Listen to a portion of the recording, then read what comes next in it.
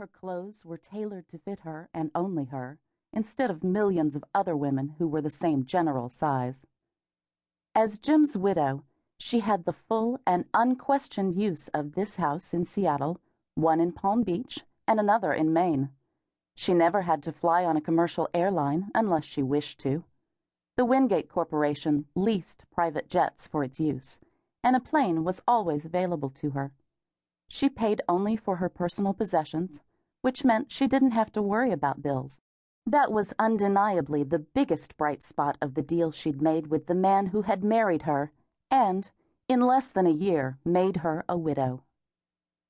Bailey had been poor, and though amassing wealth had never been her life's focus or ambition, she had to admit that having money made life much easier. She still had problems, the main ones being Seth and Tamsin, but problems felt different when they didn't involve paying bills on time. The sense of urgency was gone. All she had to do was oversee their trust funds, a duty she took very seriously, even though they would never believe that, and otherwise fill her days. God, she was bored. Jim had thought of everything regarding his children, she thought as she stepped into the round, frosted glass shower. He had safeguarded their inheritances. Insofar as he was able, he'd also ensured that they would always be financially secure, and very skillfully read their personalities while doing so. His plans, however, hadn't included how her life would play out after he was gone. He likely hadn't cared, she thought ruefully. She'd been the means to an end, and even though he'd been fond of her, and she of him, he'd never made any pretense of feeling anything more than that for her. Theirs had been a business arrangement, one he'd initiated and controlled. Even if he'd known beforehand, he wouldn't have cared that his friends, who had dutifully invited her to their social events while Jim was still alive, had dropped her from their guest lists like a hot potato as soon as he was in the ground. Jim's friends had mostly been in his age group, and a lot of them had known and been friends with Jim's first wife, Lena. Some of them had also known Bailey from before, in her capacity as Jim's personal assistant. They were uncomfortable with her in the role of his wife. Hell, she had been uncomfortable, so how could she blame them for feeling the same way? This wasn't the life she'd wanted for herself. Yes, the money was nice, very nice, but she didn't want to spend the rest of her life doing nothing but growing money for two people who despised her.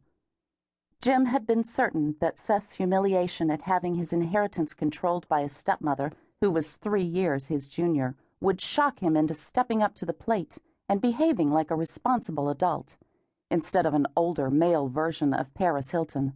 But so far that hadn't happened, and Bailey no longer had any faith it ever would. Seth had had plenty of chances to apply himself, to take an interest in the corporations that funded his lavish and lazy lifestyle, but he hadn't seized any of them. Seth had been Jim's hope, because Tamsin was completely disinterested in and unsuited for the type of financial decisions huge amounts of money demanded. All Tamsin was interested in was the end result, which was cash at her disposal, and she wanted all of her inheritance now, so she could spend it as she wished. Bailey winced at the thought. If Tamsin had control of her inheritance, she would blow through the money within 5 years, tops. If Bailey herself didn't control the funds, someone else would have to. The phone rang just as she turned off the shower and reached for a champagne-colored towel to wrap around herself. Wrapping another around her wet hair, she stepped out and picked up the cordless phone in the dressing room, looked at the caller ID, and set the unit back down without answering. The number had been blocked. She had registered all her numbers on the national do not call list, so the blocked number wasn't likely to be a telemarketer.